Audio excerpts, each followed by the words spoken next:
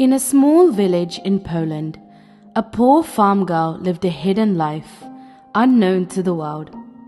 Yet through her, a message would emerge that would reach millions across every continent.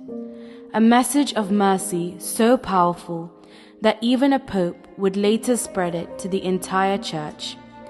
This is the story of Saint Faustina Kowalska and the simple prayer that continues to echo through the world.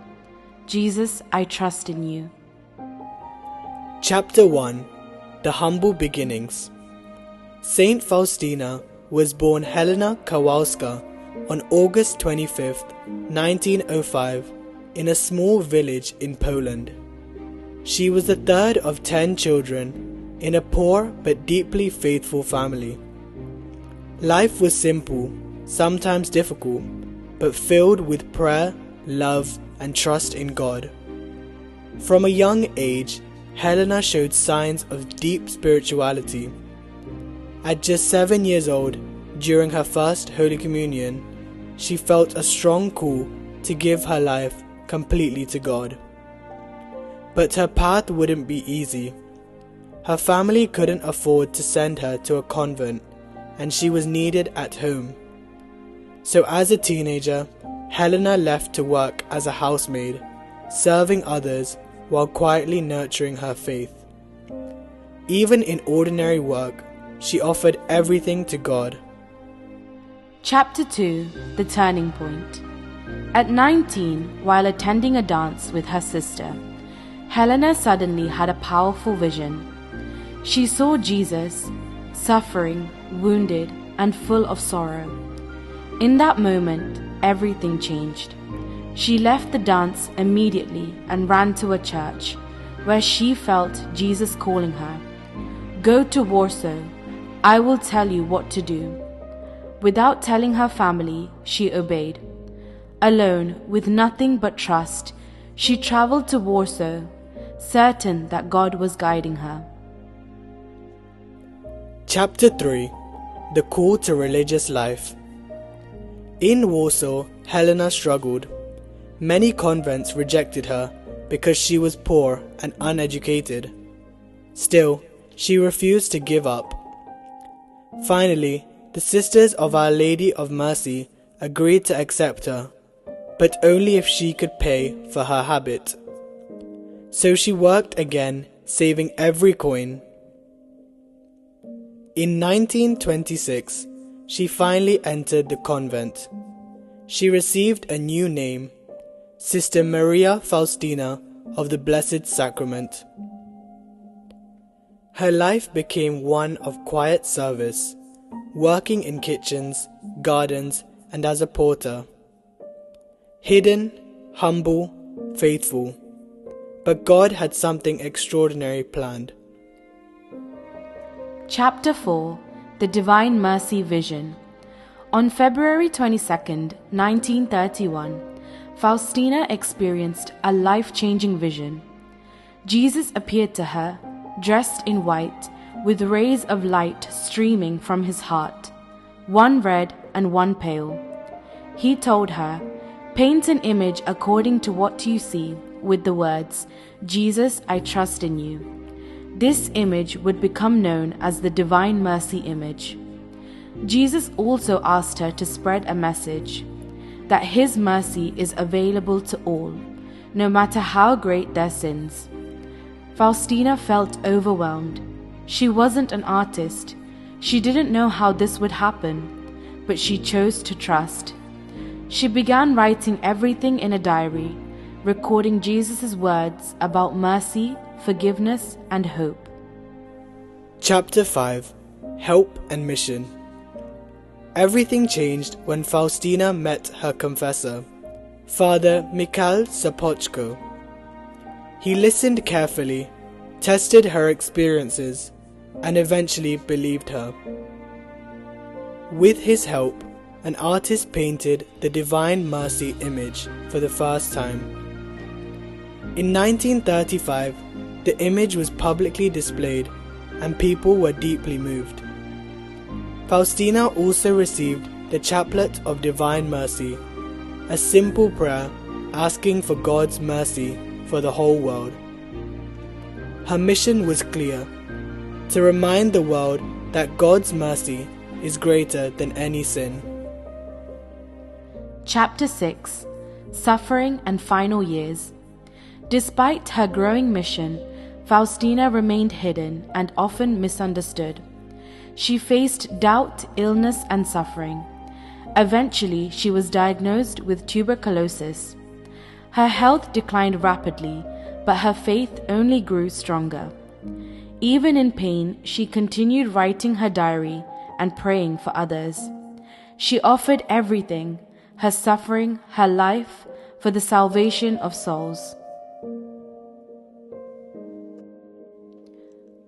From a poor village girl to a messenger of one of the most powerful devotions in the Church, Saint Faustina's life reminds us of something simple but life-changing. No matter who you are, no matter what you've done, God's mercy is always waiting, and all it takes is just one prayer: Jesus, I trust in you.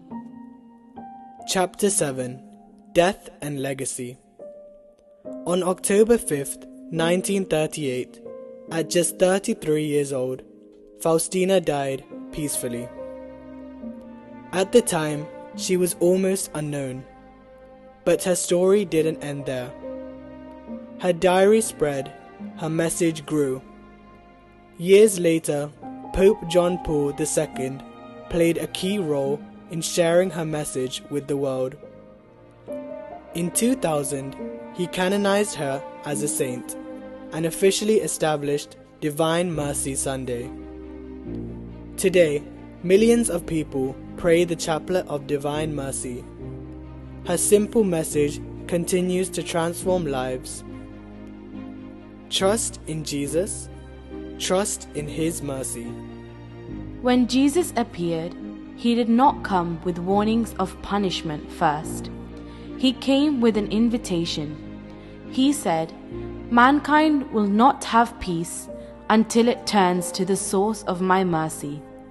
This is the foundation of divine mercy. Not fear, not condemnation, but returning to Jesus with trust. Jesus also made something very clear.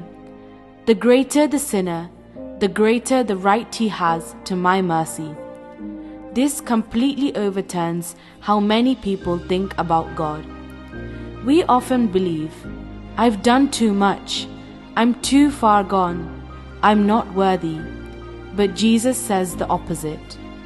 The people who feel the furthest away are actually the ones He is calling the most urgently.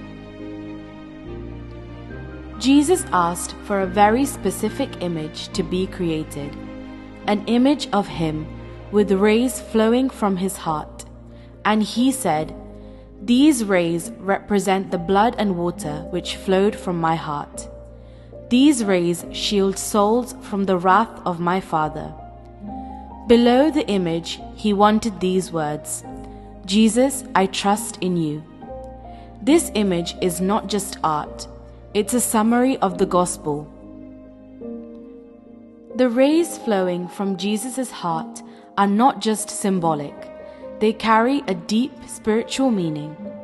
The red ray represents His blood, the blood poured out in His passion, the blood we receive in the Eucharist, a sign of His total sacrifice for humanity. The pale ray represents water, the water that flowed from His side, a symbol of baptism, the cleansing of souls, and the grace that makes us new. Together, these rays remind us of something very powerful, that from the heart of Christ flows everything that we need: mercy, forgiveness, and new life.